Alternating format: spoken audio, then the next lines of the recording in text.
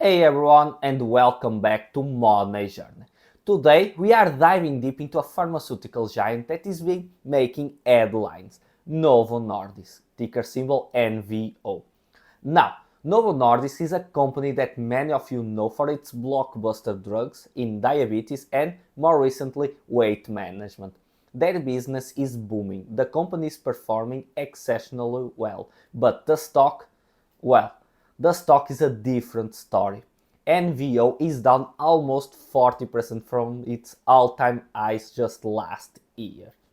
Fears are swirling about increased competition, particularly from Eli Lilly, and investors are clearly concerned.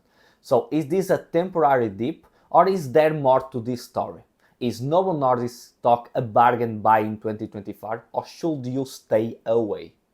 Now, in this video, we'll break down Novo Nordisk's business, analyze their recent performance, understand the reasons behind the stock drop, and dive into their fundamentals and valuation.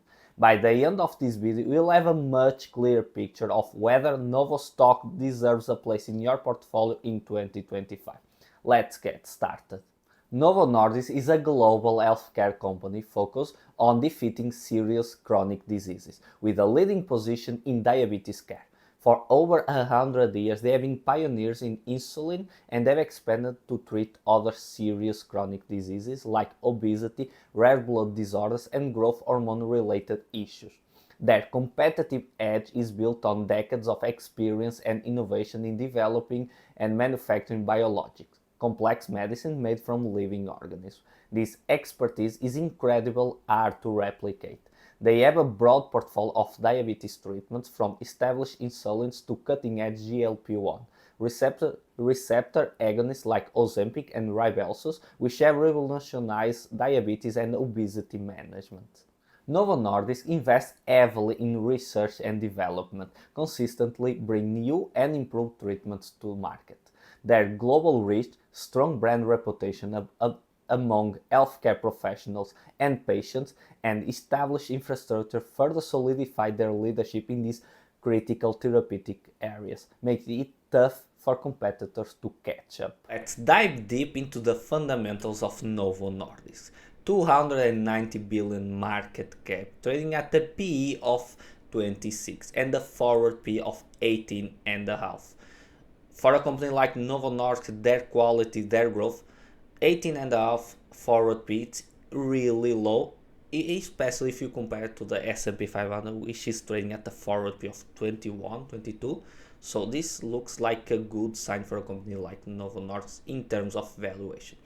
Margins and growth. They've been growing revenues around 18.5% per year, gross margins of 85% and net margins of 35%, which are incredible high, which is some things that we really love to see in a company.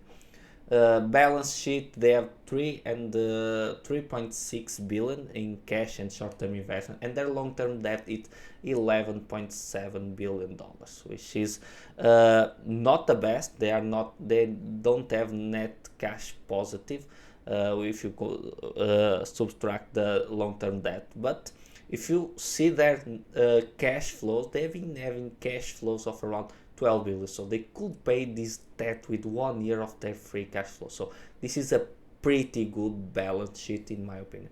Returns on equity of 82%, return on invested, or the 5-year mean of return on invested, above 55%. This is a company that is incredible when you look to their fundamentals.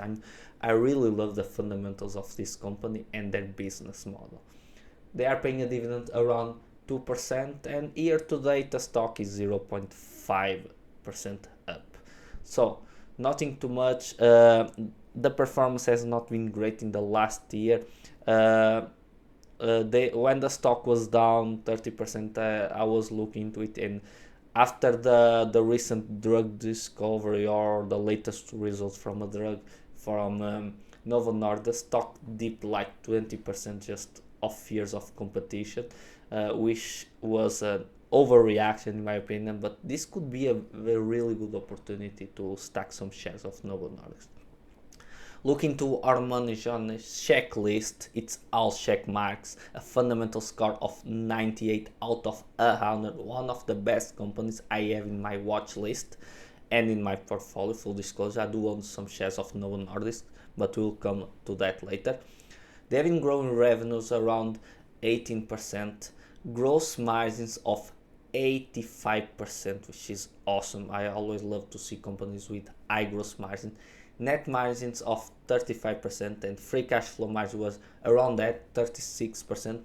Bear in mind, Novo Nordisk this last year, 2024, they are investing a lot in infrastructure because there are a lot of demand for their drugs and they have to invest to increase their capex. That's why their free cash flow this year has lower margins, around 25%, and it was lower than last year, but net income was 14 billion.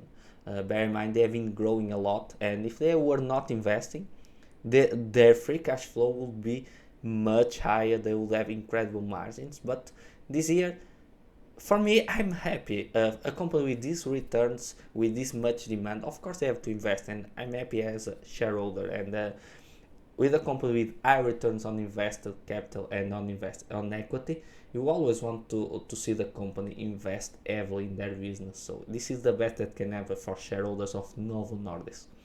Low debt for me, even though they are not positive in their cash when you compare their cash in hand and their long-term debt. Bear in mind, this is a pharmaceutical company. There are a lot of capex infrastructure that they have to build. So usually companies in their business have plenty of debt, but Novo Nordisk can pay their long-term debt with less than 1 year of their free cash flow post. So this is a really good balance sheet for a company, for a pharmaceutical company like Novo Nordisk. Returns on equity and returns on investment incredible high. I love that they have a moat and plenty of competitive advantage that we have talked about before. Their moat is their patents, their drugs. They are protected in their GLP-1, Ozempic until their patents expiring like in 2030 and 2031. So until that, we have 6 years that they will be probably with Eli Lilly market leaders on this type of drug. And this is an incredible market that has been growing at 15-20% per year. So I'm expecting Novo Nordisk and Eli Lilly to be one of the biggest beneficiaries of this growth in the next few years. They have been free cash flow positive and they have been returning capital to the shareholders. For me, as a shareholder of Novo Nordisk, I want them to invest in their business if they have the opportunity. Right now they are having plenty of opportunities, and that's why they have been growing a lot in the last few years. Demand is incredible high, so they're investing to increase their capacity.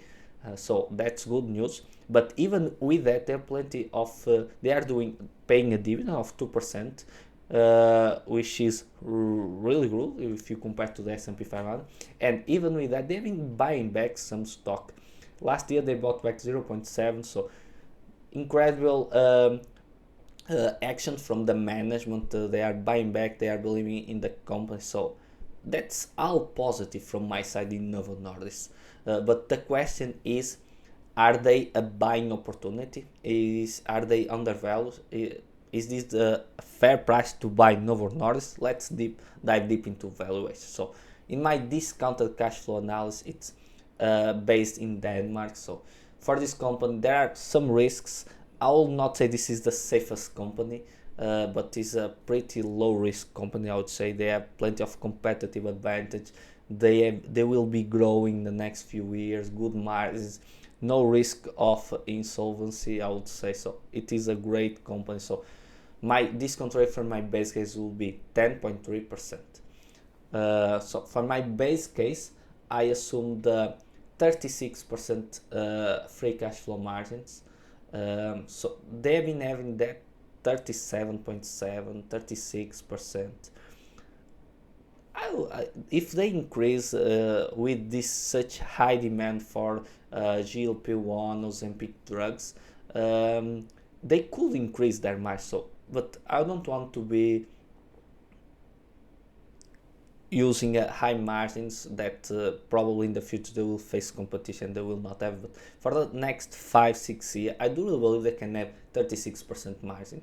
If it goes well, they can have higher margins as well, so I'll try to be conservative. 36-35% will be my assumption for margins. Growth, they are expecting to grow this year 2025 around 20% and 17% in 2026, so I will be incredibly conservative in my expected growth rate, so I will assume between 10 and 8% for the next 10 years.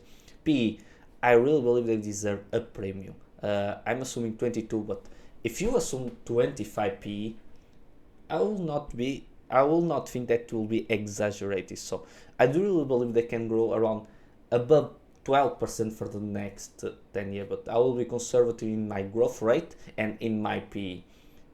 This is my base case for Novo Nordisk. Of course, I will do a bull case if it turns out to be even better than I expect, and a bear case that their growth will stall, their margin will decrease, and the market will want to pay a P of like 19 or under the market average. But with these assumptions, I came with an intrinsic value of $119. Compared with the price right now, they are trading at 86. It was trading under 80 for some days, and I really think it is a great opportunity. I really like this price. At the hundreds, it was the price I started buying Novo Nordisk. Right now, it's already small position in my portfolio, around 3%, but with this valuation, with this quality, I do really believe Novo Nordisk deserves to be like a 5% position, a full position, and if the stock tanks even more, it will be one of my core positions in my portfolio. Right? Alright, so let's wrap things up. After analyzing Novo Nordisk, it's clear this is a company with a strong business in a growing market. They are facing increased competition and the stock has taken a hit, but fundamentals remain solid. The recent stock drop might present a buying opportunity for long-term investors, but it's crucial to weigh the risks, especially the competitive landscape with Eli Lilly. Ultimately, whether NVO stock is a buy for you in 2025 depends on your own risk tolerance and investment strategy. If you found this video helpful, please give it a like and subscribe for more stock analysis. Let me know in the comments what you think about Novo Nordisk stock. Are you buying, selling or holding? Thanks for watching. I will see you in the next video. This video is for informational purpose only and should not be considered financial advice. Always conduct your own research and consult with a qualified financial advisor before making any investment decision.